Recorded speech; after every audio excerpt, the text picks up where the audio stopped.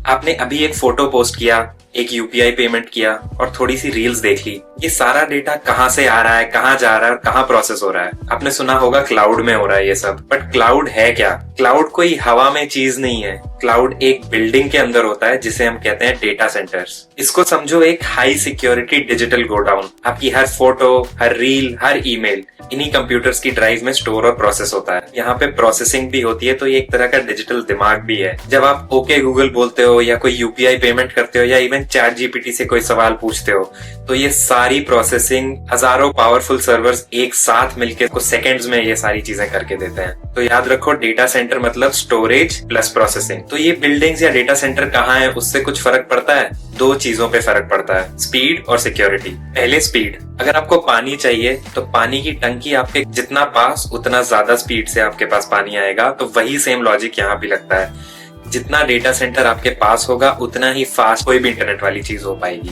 दूसरा, सिक्योरिटी या localisation. Government की कुछ रेगुलेशंस के हिसाब से इंडियंस का डेटा इंडिया में ही स्टोर होना चाहिए, फॉर एग्जांपल बैंकिंग या फाइनेंशियल।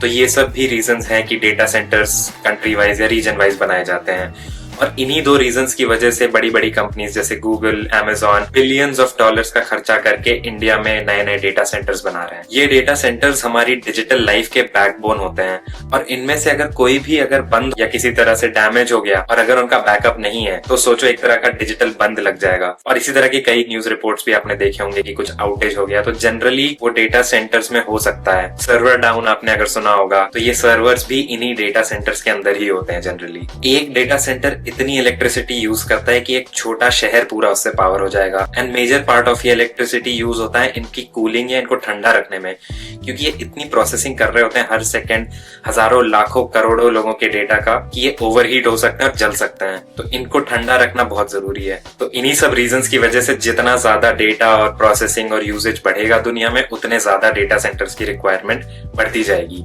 अगर ये वीडियो आपको अच्छा लगा तो please like and share. And by the way, आपका हर लाइक, शेयर, कमेंट भी इन्हीं डेटा सेंटर्स के थ्रू जाता है। ऐसे और वीडियोस के लिए please follow me and comments में लिख के बताओ आपको इस तरह की और क्या चीजें जाननी है टेक के बारे में।